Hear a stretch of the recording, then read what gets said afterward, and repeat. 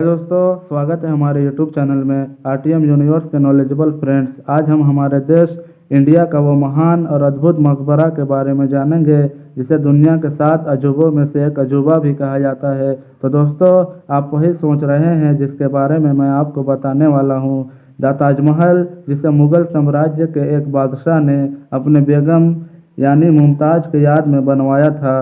ये मकबरा सन 1631 में बनवाया था। तो दोस्तों, ये बातें तो हम सब जानते हैं, पर दोस्तों क्या आपको पता है कि द ताजमहल कैसे बनाई गई थी? का इस्तेमाल करके ताजमहल को बनाया गया था और कितने मजदूरों ने कितना समय लगाकर इस महान मकबरे को बनाया था। तो दोस्तों, इसी के बारे में आपको बताते हैं।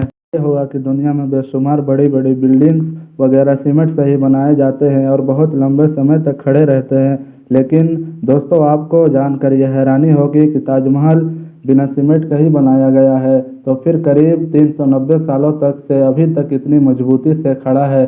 चाहे कितनी भी बड़ी भूकंप और नेचुरल डिजास्टर आ जाए, फिर भी ताजमहल वहीं का वहीं खड़ा रखता है।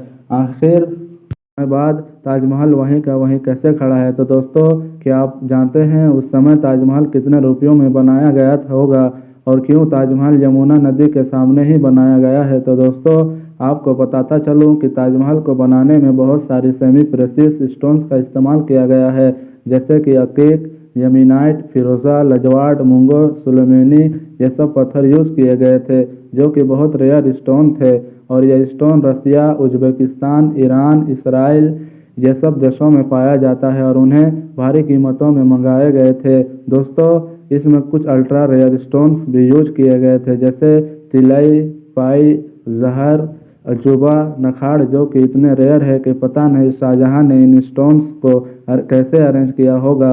और जो सीक्रेट पेस्ट ताजमहल को बनाने में यूज किया गया था, उसमें गुड़, बतासा, पेलगेरी का पानी जैसे और भी चीज़ों का इस्तेमाल किया गया था। पेस्टों को मिलाकर और डालकर बनाया जाता था और यह पेस्ट सीमेंट से भी ज़्यादा स्ट्रॉन्ग और मजबूत होता था। दोस्तों, जहां बुर्ज खलीफा का नींव जो ज़मीन के अंदर बड़े बड़े स्टील को यूज करके बनाया गया है, तो वहीं ताजमहल का टिम्बर जो लकड़ियों से रखी गई थी। कहीं आप यह तो नहीं सोच रहे हैं कि भला 390 सालों से ताजमहल लकड़ी के टिम्बर पर कैसे खड़ी है? तो दोस्तों, आपको बताता चलो कि इसमें सबसे बड़ा रोल यमुना नदी का है। यमुना नदी सिर्फ ताजमहल को अच्छा व्यू ही नहीं देती, बल्कि अगर यमुना नदी नहीं रहा तो ताजमहल गिर भी सकता है। इसमें यह हुआ था कि पहले के इंटेलिजेंट्स लोगों ने ताजमहल में ऐसी लकड़ी का इस्तेमाल किया था जिसमें चाहे जितने भी पानी लगता रहे वो लकड़ियां और भी स्ट्रांग होती चली जाएगी, वरना बाकी लकड़ियां नमी के कारण खराब हो जाती है। और यही वजह है कि ताजमहल के खड़ा रहने में यमुना नदी का बहुत बड़ा हाथ है और अगर यमुना नदी सूख गई तो उसके बिना ताजमहल खड़ा नहीं रह पाएगा। तो दोस्तों, आपने देखा ही होगा कि ताजमहल के आसपास चारों मीनारों को जो एक दूसरे परपेंडिकुलर खड़े नहीं हैं, यानी कि वो सीधे खड़े नहीं हैं, और ऐसा भी जानबूझकर किया गया है। दोस्तों, दरअसल ऐसा इसलिए किया गया है कि कभी अगर जोर का भूकंप आए तो चारों मीनार ताजमहल से दूर ही गिर जाए। इस तरह भूकंप के झटके ताजमहल से पहले मीनारों में ही ऑब्जर्व होकर गिर जाए और इस तरह ताजमहल सुरक्षित रह जाए और खड़ा रहे। अब दोस्तों, बात करते हैं ताजमहल को बनाने में उस समय कितना खर्चा आया होगा।